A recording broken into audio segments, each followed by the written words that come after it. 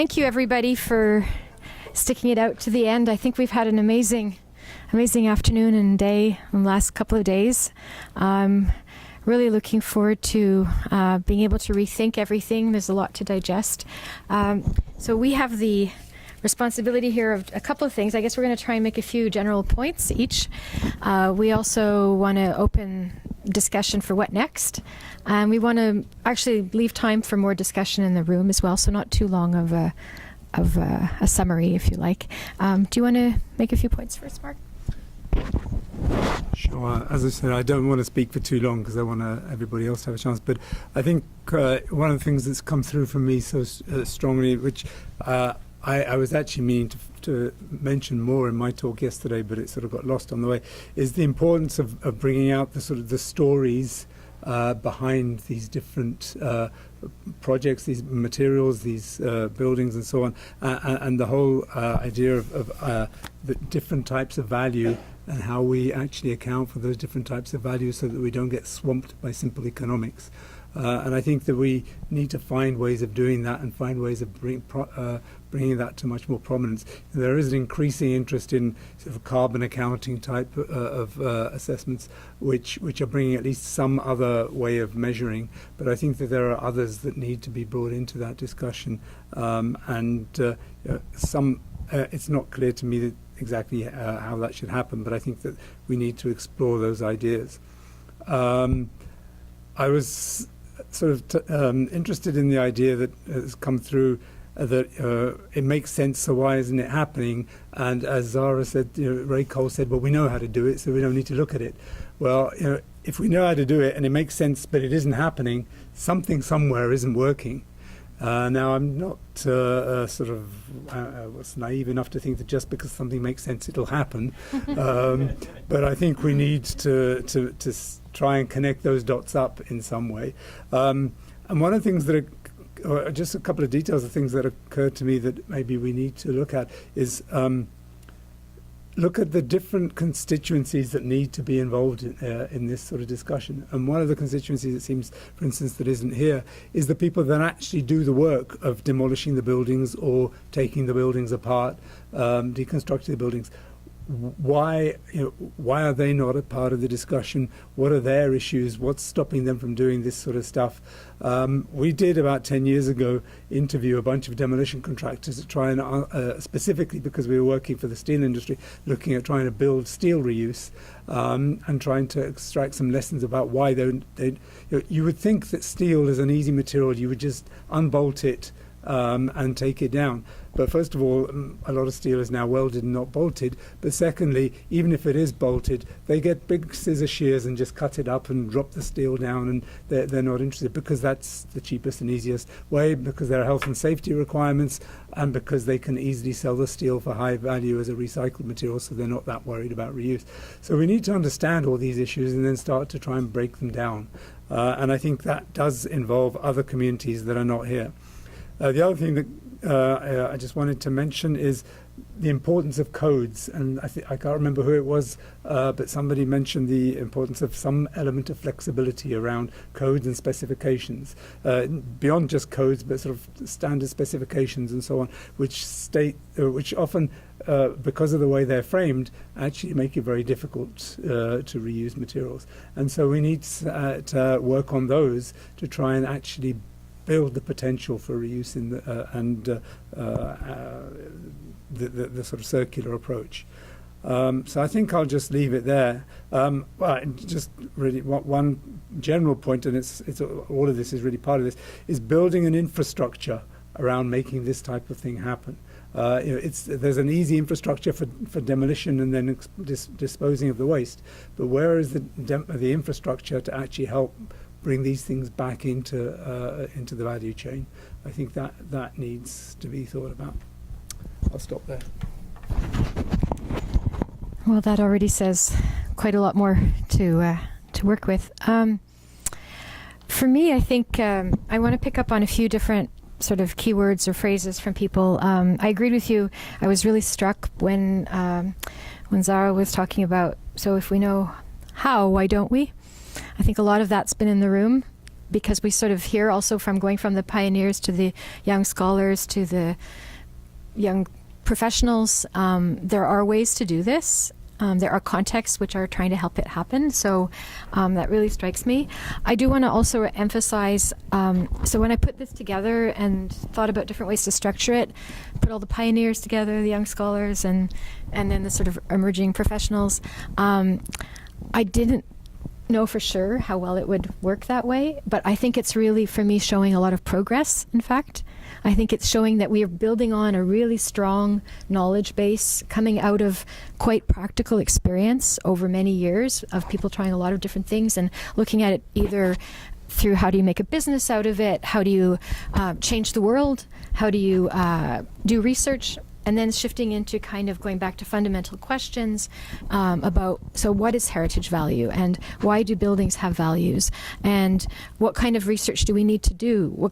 How do we have to change our practices to sort of out there in different, heritage planning, architecture, university settings, people are just moving it all ahead and they have new values and new ideas and they're taking for granted we can do these things. We're going to change things by doing the things, right? So I'm actually really excited for what comes out of this. And I mean, that is another part of what we were saying we want to try and do here is talk about what do we do next. So I think actually for me, documenting today and the level of exchange between people that weren't necessarily in the same room before is going to be really important.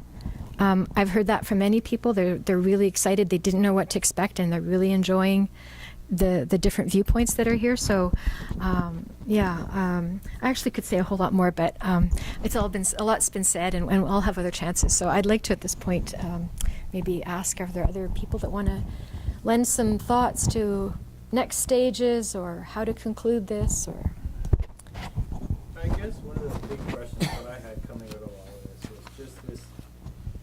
Maybe this is just being jaded with the overall heritage policy context in the province and how it sometimes gets used, but just is heritage the right starting point for salvage?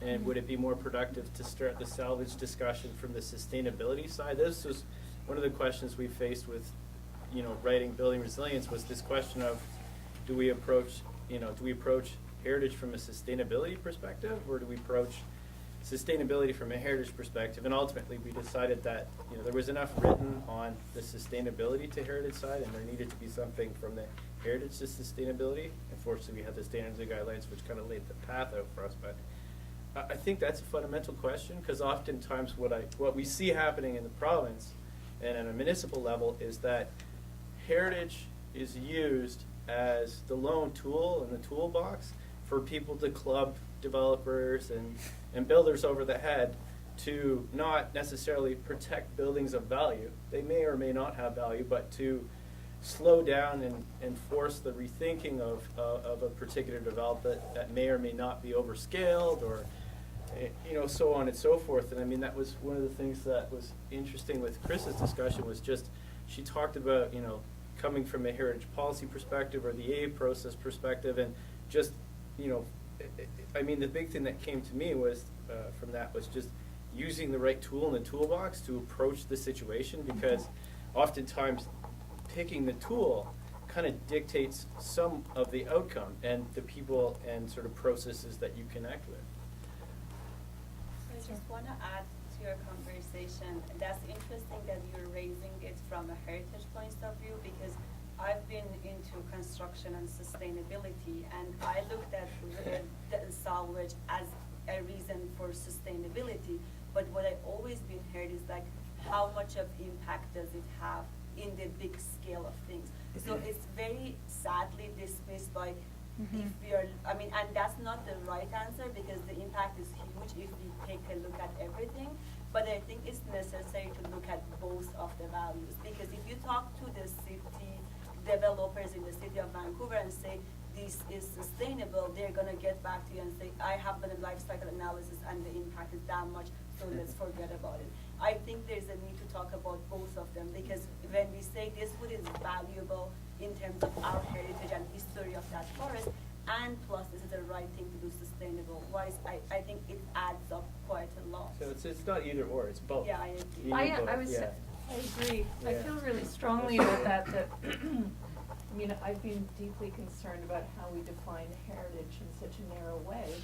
And through a sustainability lens, we should be saying it's all heritage. But to me, it was when we considered the intersection of waste and heritage, several light bulbs went off over the course of the past 2 days. I think they benefit from each other because I think thinking heritage introduces that notion of value.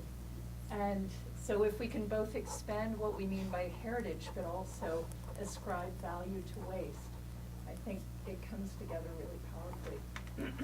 I'm just wondering if sustainability, embodied energy, and the inherent physical value of these materials is a value. So when you're looking at a values-based approach to Yes, heritage, I mean, this is the thing, I sustainability think we is have the to value, rethink right? what we mean by heritage value. Yeah, so it is a value. But I think one of the, sorry, can I jump? Sorry, go Yeah, ahead. I think one of the things I found really fascinating in several presentations today and Mark's presentation last night was the importance that we think about sustainability also in terms of social values. Like a lot of objectives that we have, that we've seen have been really important in salvage, have to do with contexts of donation and volunteer work, or creating jobs that are training people, or creating all kinds of contexts, which it shows you in these two different areas that there's this kind of meeting place of social objectives as well. And I think that that's really important, that we perceive those connections in all kinds of ways that we define what sustainability or heritage is. Sort of going back to things more like the Faro Convention. Yeah, exactly. Yeah. I just also, I guess, wanted to bring a light back to the question of contamination and the complexity of materials, of modern materials, and the waste question, because I don't really think we talked a lot about the heritage of waste at all. And that's something that I think, other than we were all recognizing that a lot of construction materials have been wasted where they should not be, but are evading the question of suspended ceilings and drywall and other materials that are everywhere around us today, especially. And as you were saying, the modern materials. But I think, just I think that's something that we need to continue to put attention to, and challenge where sort of how the entanglement of all the materials is very complex. And I think there's a lot of assumptions about modern materials too, and I mean, you had the experience being in Rotorua in Brussels, where they're actually taking on modern buildings because the large scale of materials that are available create opportunities to rethink what you can do with those materials. Yeah. So it's a sort of shift away to, like, in terms of that problem that's been identified, that there's a problem if we either don't have enough materials or enough market. We know that there's enough suspended ceilings. We know that there will be an ongoing market for suspended ceilings, Yeah. right? So if we can actually figure out how to reclaim, repair, and in some of their projects, reinstate. Yeah. So imagine if, as part of a turnover in a building, the new tenant actually takes the I just finished repaired. the documentation and an instruction manual for Rotor on how to reinstall the suspended ceiling For new clients or tenants. For a 19-story Yeah. office tower. So. Yeah, there are projects around there that Yeah. that try and do this, but I think we need to understand those projects and look at the lessons from those projects. Most of them tend to be in Europe, unfortunately. But that's why we need to Yeah. exchange, Yeah. to know about what, that's Yeah. why I Yeah. really appreciate all the European examples in your presentation, because of how much we could learn. Bruno? I would like to raise up a point that has been mostly implicit, but that was not the main focus of the day. And this is a question that Sean brought. It's the first question that Sean brought yesterday at Mark's presentation. It's the question of the business case for salvage, the business case for the deconstruction. And I found very interesting in Alita's presentation the case of it was the building that you showed on YouTube. Oh, yes, the Star Theater. Yeah, where at that time there was a market, there was a business case for it, and it had value, and people were looking for that. So we lost touch with this type of market, and we must find ways to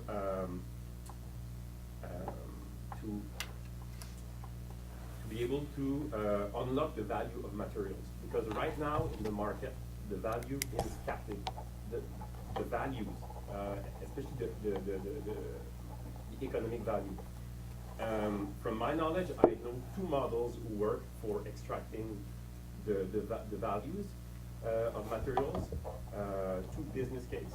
One is a milestone model, where you have a contractor, where you have a project manager that is extremely efficient, that masters the trade and is able to be efficient enough to be profitable or at least neutral in cost. So that's the private model. And there's another model of businesses that we didn't talk today. It's the charitable model. And I give you, I don't want to talk too much, but in the US, a lot of flourishing building material reuse centers are charitable organizations. Why? Because in North America, you can get a charity receipt that is tax deductible if you give a material donation. And in Canada, unfortunately, it's almost non-existing. But last year, we succeeded in Quebec in a project that is it's not innovative, it's just going back to tradition of deconstruction, but we used this charity receipt strategy. I summarize very quickly. It gives you an example of the power that charity organization can have in the market. So I work for Architecture Without Borders, work at charity. There was a woman who was willing to demolish a heritage barn. So we made an appraisal, and there was $45,000 of value. So she decided to pay more for the construction versus demolition. So $15,000 instead of around $7,000. So she paid more. We got the materials. We gave a charity receipt, and she made money out of paying more on the construction. So I just want to bring this in the discussion. I think that in terms of, oh, sorry. Just because Sean has to leave in a minute. Just one thing on the economic model. It just reminds me of an article I wrote about 10 years ago, which was called Subsidizing Demolition. And what I want to throw out there is we are still grossly subsidizing basic demolition. The people who demolish and where that material goes is not paying its true cost. So if we can address that and then look at moving towards a model in our codes, in our dismantling codes, not necessarily demolition permits, but dismantling permits, so that actuarial process is upfront. You want to bring down this structure, itemize what's there, show us where it's going to go. Okay, you can do it. But basically, phase out landfill and demolition. If we do that, there's a sectoral change. And on that note, I think I have to catch a cab. Have a safe Thank you trip very home. much, Thanks. everyone. Thank you. Thank you. I think Allison was about to say something it's sort first. of similar to that. Just, I think in terms of stakeholders to bring into this conversation, economists have to be in there, because I think that question comes up a lot, and we're all kind of like trying our best to answer it, but I'm not an economist, so I don't know. And then also, on that note, in Portland, the planning department, one of the things they did a lot of things to try to support this ordinance, and one of the things they did was bring in an economist from a research department at Portland State University, and so they've produced a couple reports on the economics of the ordinance, which I think is a good idea and should be done more. Okay. James, you wanted to say something? James? Yeah, I hate to say it, but I think we still have to pick away at the governments to put in place programs, whether it be tax incentives or tipping fees, increased tipping fees at the dumpster, to make things happen. Until that takes place, then we will still be taking a wall with this aspect. It's also the communities that have to talk together. The Spale communities can't be separate from the heritage communities. It's all one sort of group at the end of the day. And in some respects, we're going back to the earlier way of living, where try to live as simply as possible. Reuse the materials you have if you have them. So I think we have to keep working away at the government and the future is maintaining our buildings and living with materials we already have. I was at the APT conference in Buffalo, where there was a one-day symposium about what's the future of heritage.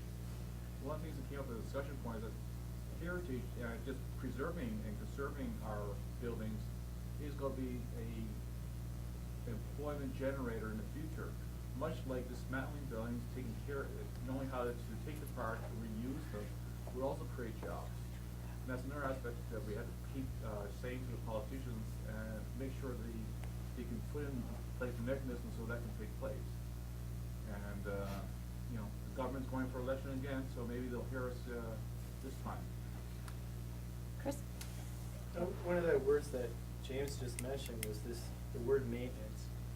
And for me, salvage and maintenance are part of a broader cultural approach.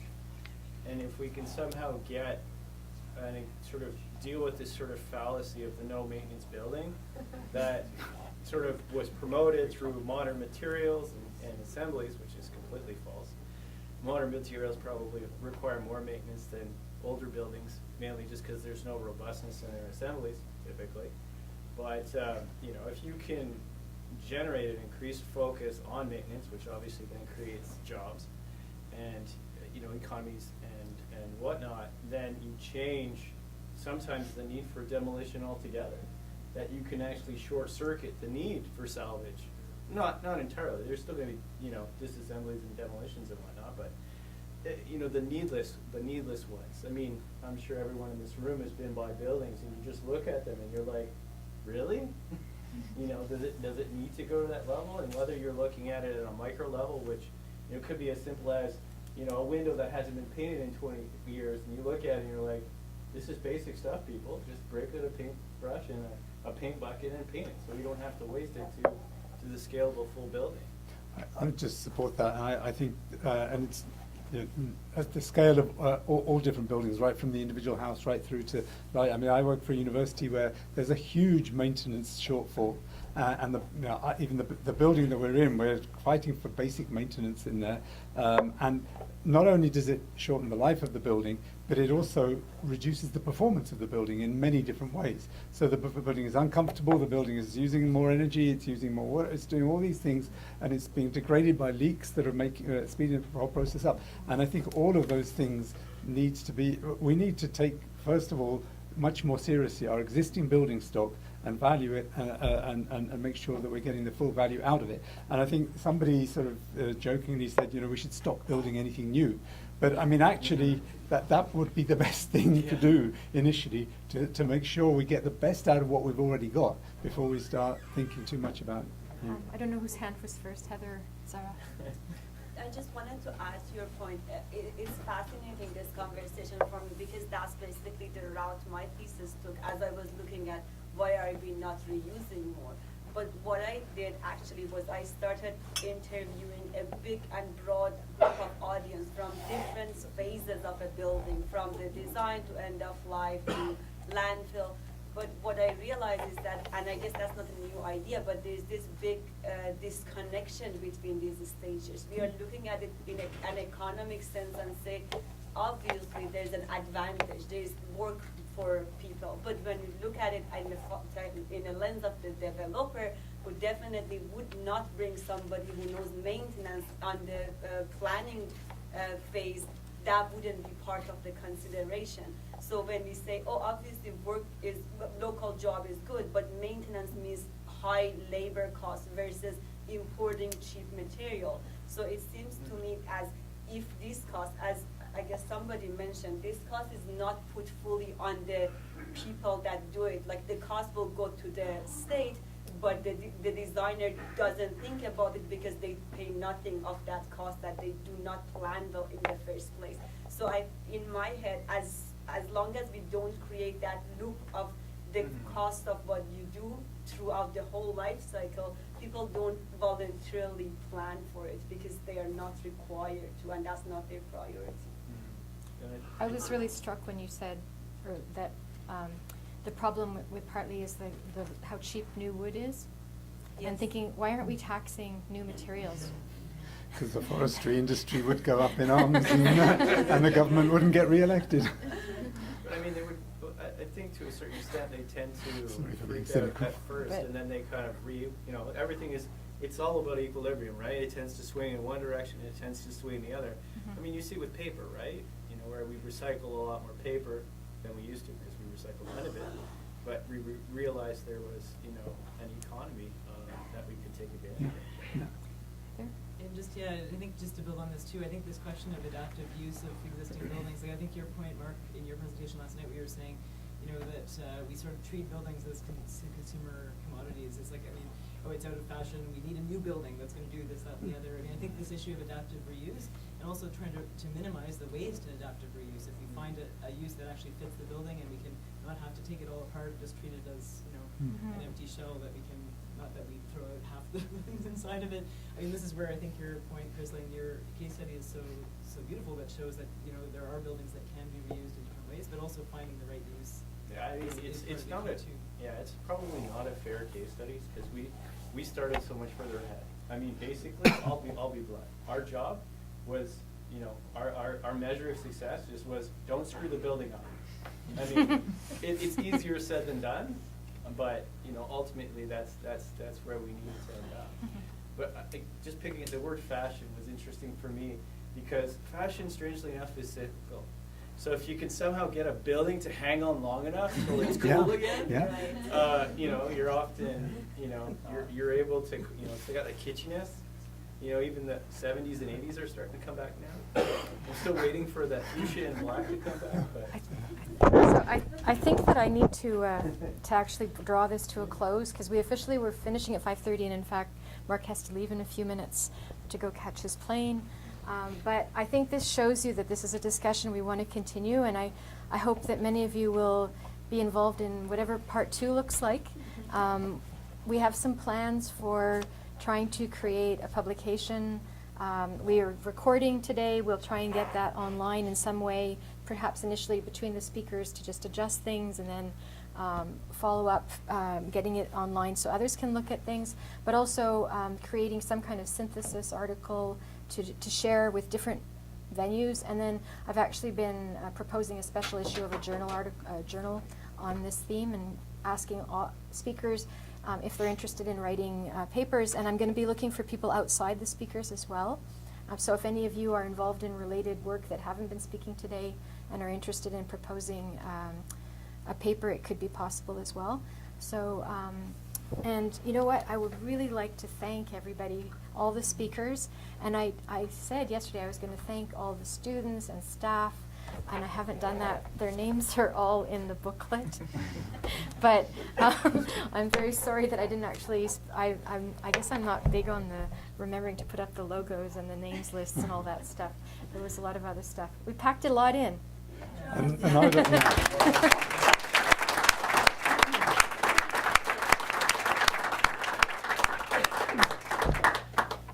So, thanks, Simon. And thanks, Susan. Thank you, Susan. Sure. They're a dinner.